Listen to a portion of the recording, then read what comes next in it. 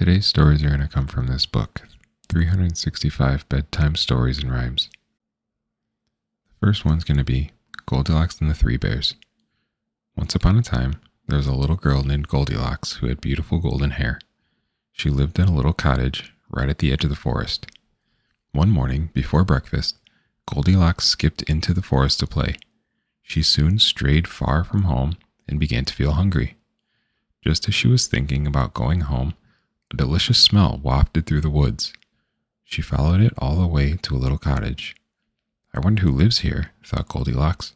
She knocked on the door, but there was no answer. As Goldilocks pushed gently at the door, it swung open and Goldilocks stepped inside. The delicious smell was coming from 3 bowls of steaming porridge on a table.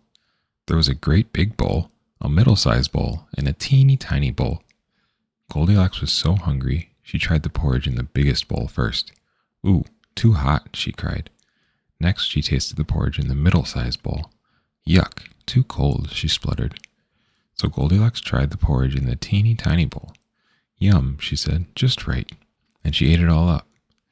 Goldilocks saw 3 comfy chairs by the fire.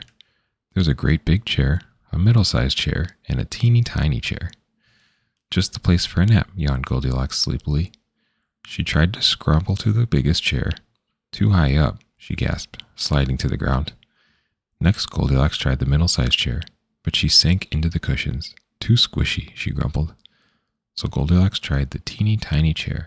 "Just right," she sighed, settling down. But Goldilocks was full of porridge and too heavy for the teeny tiny chair. It squeaked and creaked and cracked, then crash! It broke into teeny tiny pieces, and Goldilocks fell to the floor. "Ouch," she said. Goldilocks climbed up the stairs. At the top, she found a bedroom with 3 beds. There's a great big bed, a middle-sized bed, and a teeny tiny bed. "I'll just lie down for a while," yawned Goldilocks. So she clambered into the biggest bed. "Too hard," she grumbled. Then she lay down in the middle bed. "Too soft," she mumbled. So she snuggled down in the teeny tiny bed. "Just right," she sighed, and fell fast asleep. Meanwhile, a great big daddy bear, a middle-sized mommy bear, and a teeny tiny bear returned home from their walk in the woods.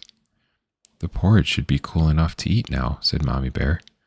So the 3 bears went inside the cottage for breakfast. "Someone's been eating at my porridge," growled Daddy Bear, looking in his bowl. "Someone's been eating my porridge," gasped Mommy Bear, looking at her bowl. "Someone's been eating my porridge," squeaked Baby Bear, "and they've eaten it all up." Then Daddy Bear went over to his chair. "Someone's been sitting in my chair," he roared. "There's a golden hair on it." "Someone's been sitting in my chair," growled Mommy Bear. "The cushions are all squashed."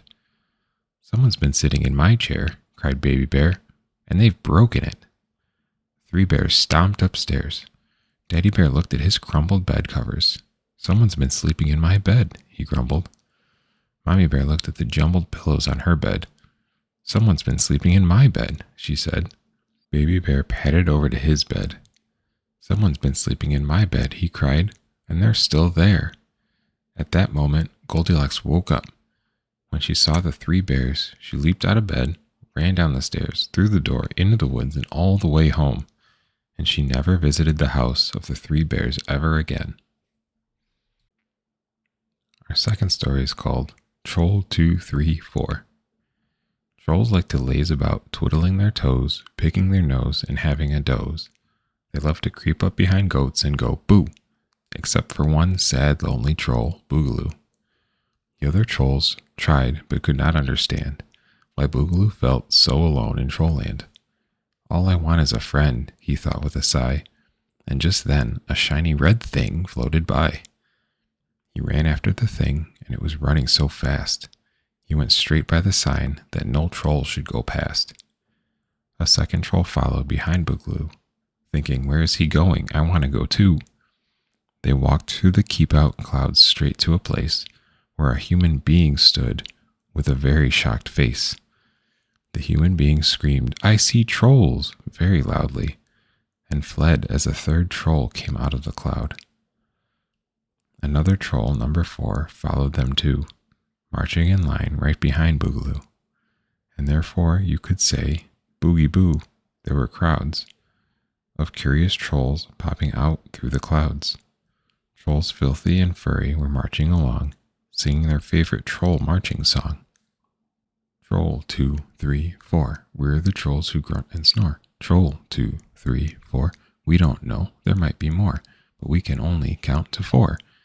The humans were frightened, the trolls looked so scary, so scruffy and smelly, so horrid and hairy. As the trolls passed a park, Boogaloo sneaked away. He opened the gate and ran into play. In a house just nearby, a boy stood on a chair. He whispered, "Hey, look, there's a troll over there. He looks a bit lonely. I'll just go and see if maybe he'd play with somebody like me." "Hello," said the boy. "My name's Jake. Who are you?" The little troll smiled and said, "Boogaloo." "Come play on this whiz thing," Boogaloo cried.